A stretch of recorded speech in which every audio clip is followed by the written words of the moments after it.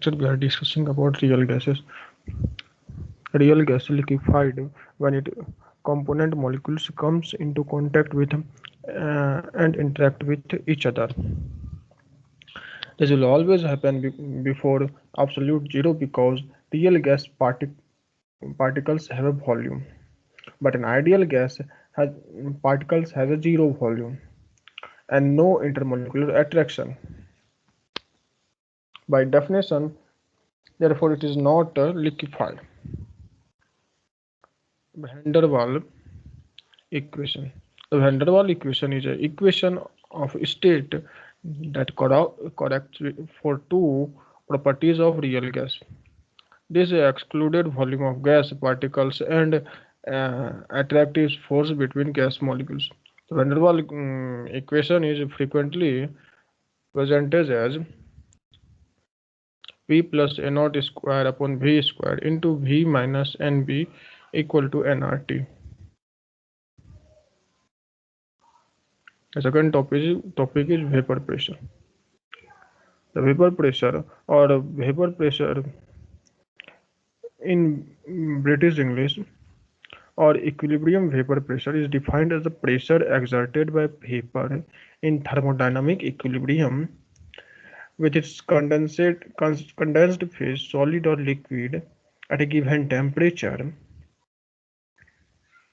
in closed system. The equilibrium vapor pressure is an indication of liquid vaporization rate.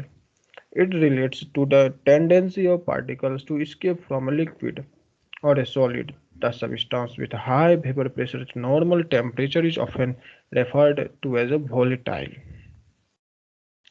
The pressure exhibited by vapor pressure above a liquid surface is known as vapor pressure. As the temperature of a liquid increases, the kinetic energy of its molecules also increases. As the kinetic energy of the molecules increases, the number of molecules transition into a vapor also increases, thereby increasing the vapor pressure. The pressure of any substances increases non-linearly with temperature according to Clausius-Clapeyron relation. The atmospheric boiling point of a liquid, also known as normal boiling point, is the temperature at which the vapor pressure of liquid at ambient atmospheric pressure with an incremental increase in the temperature. The vapor pressure becomes sufficient to overcome atmospheric pressure and lift the liquid to form a vapor bubbles inside the bulk of the substances. The bubbles formation deeper into the liquid rises a higher temperature due to the higher fluid pressure. Because fluid pressure increases above the atmospheric pressure as the depth increases. More important, all shallow depth is the higher temperature required to start bubble formation. The surface tension of the bubble wall leads to an overpressure in the very small initial bubbles. Our next topic is viscosity. The viscosity of a fluid is the measurement of resistance to deformation at a given rate. For a liquid, it corresponds to informal concept of thickness. For example, syrup has a higher viscosity than water. Viscosity can be conceptualized as a qualifying the internal friction forces that arises between adjacent layer of fluid that are in relative motion. For instance, when a viscous fluid is forced through a tube, it flows more quickly near the tube axis than near its wall. In such a case, experiments show that some stress, such as pressure difference between the two ends of the tube, is needed to sustain the flow through the tube.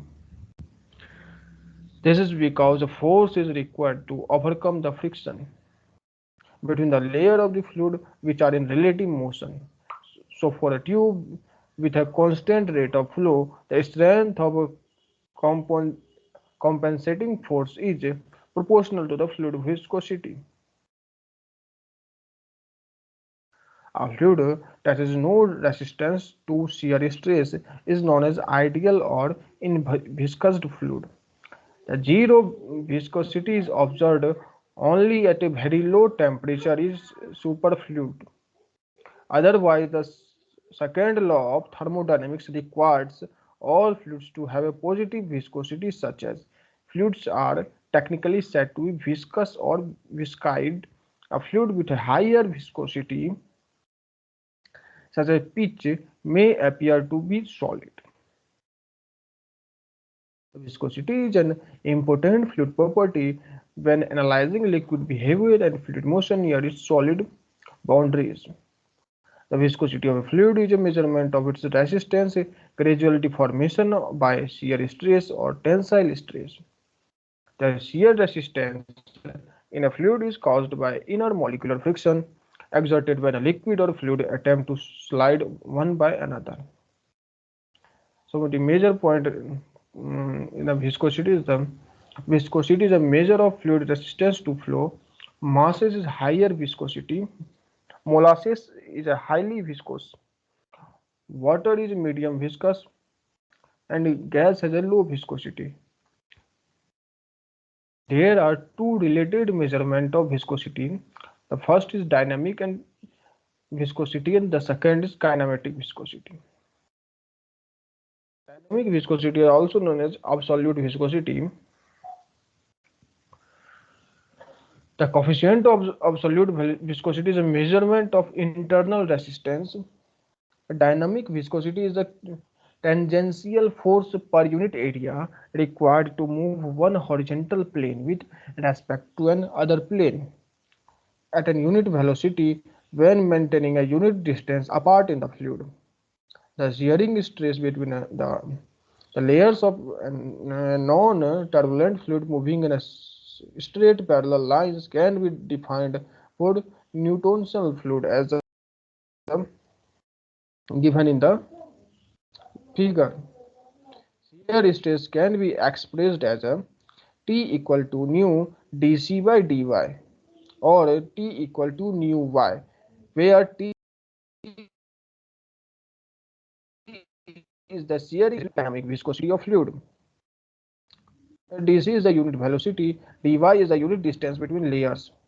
Y equal to dc by dy, where gamma is equal to dc by dy, called as shear stress. The first equation is known as Newton's law of friction.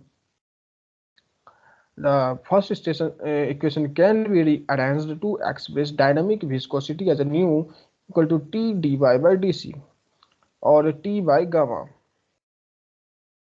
In this SI system, the dynamic viscosity unit are Newton second per meter squared or Pascal second or kg per meter second, where 1 Pascal second is equal to 1 Newton second per meter squared equal to 1 kg per meter second is equal to 0.067197 lv per feet second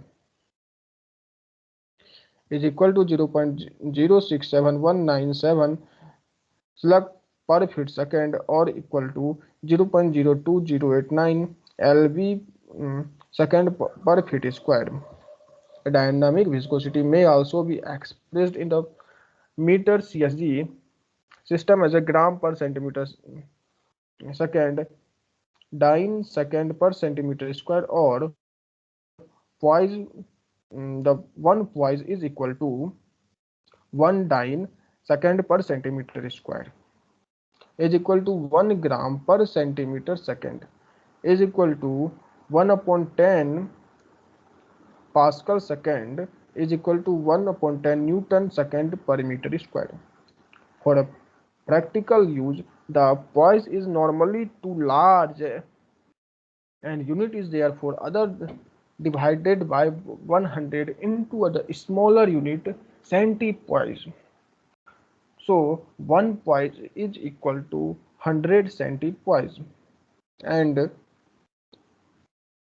or 1 centipoise is equal to 0.01 poise is equal to 0.01 gram per centimeter second is equal to to 0.001 Pascal second is equal to 1 millipascal second. The water at 20.2 degrees Celsius has an absolute viscosity of 1 centipoise. Now we are defining a term called kinematic viscosity. A kinematic viscosity is a ratio of absolute viscosity to a density of a substance. A quantity in which no forces is involved, called kinematic viscosity. Kinematic viscosity can be obtained by dividing the absolute viscosity of a substance with fluid mass density. So, kinematic viscosity is equal to nu by rho, where is V is the kinematic viscosity, nu is the absolute or dynamic viscosity, and rho is the density of substances.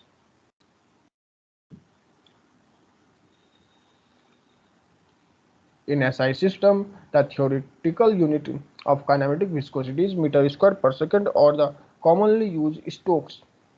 1 Stoke is equal to 10 to the power minus 4 meter square per second, or 1 Stoke is equal to 1 centimeter square per second. The Stoke comes from CSG unit. Since the Stoke is a large unit, it is often divided by 100 into a smaller unit, centi-stoke. 1 centi-stoke is equal to 100. No, 1 stoke is equal to 100 centi-stoke, and 1 centi-stoke is equal to 10 to the power minus 6 meter square per second is equal to 1 millimeter square per second.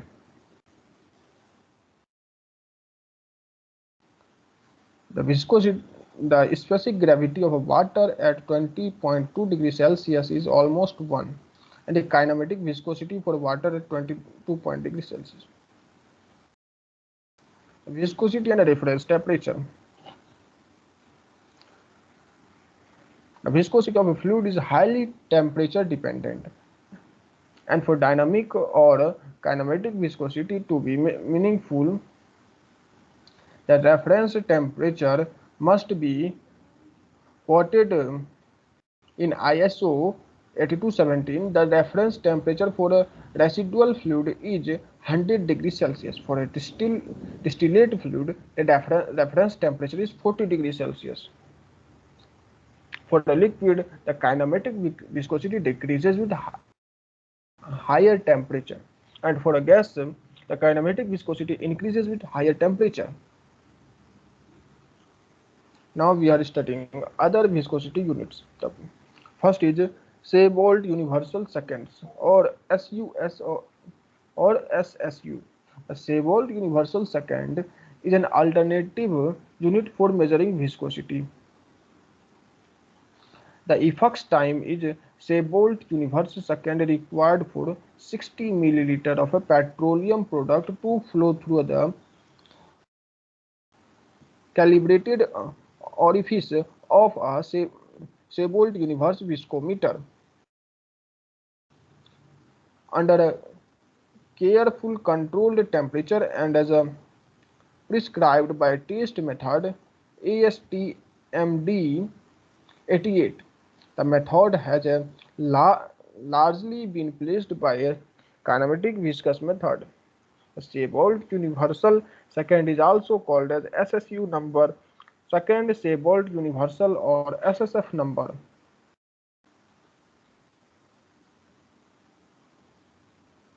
The kinematic viscosity in SSU versus dynamic or absolute viscosity can be expressed as VSSU equal to B nu upon Sg equal to V into V, where V SSU is equal to kinematic viscosity, B is equal to 4.632 for temperature 100 Fahrenheit, and B is equal to 4.664 for temperature 210 Fahrenheit, where nu is the dynamic or absolute viscosity. Sg is the specific gravity, and the second viscosity unit is the degree angular. Degree angular is used in Great Britain as a scale to measure kinematic viscosity. Unlike the Shebolt and Redwood scale. The angular scale is based on the comparing the flow of substances being tested to flow of the another substances. The viscosity in angular degree is a ratio of the time of flow of 200 cubic centimeter of a fluid whose viscosity is being measured to the time of flow of 200 cubic centimeter of water at the same temperature.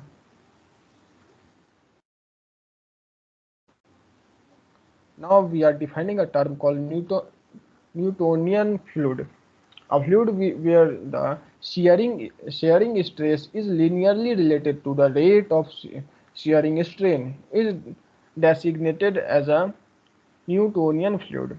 A Newtonian material is referred to as a true liquid since the viscosity or consistency is not affected by shear such as agitation or pumping at a constant temperature. Most common fluid, both liquid and gases, are Newtonian fluids. Water and oils are example of Newtonian liquid.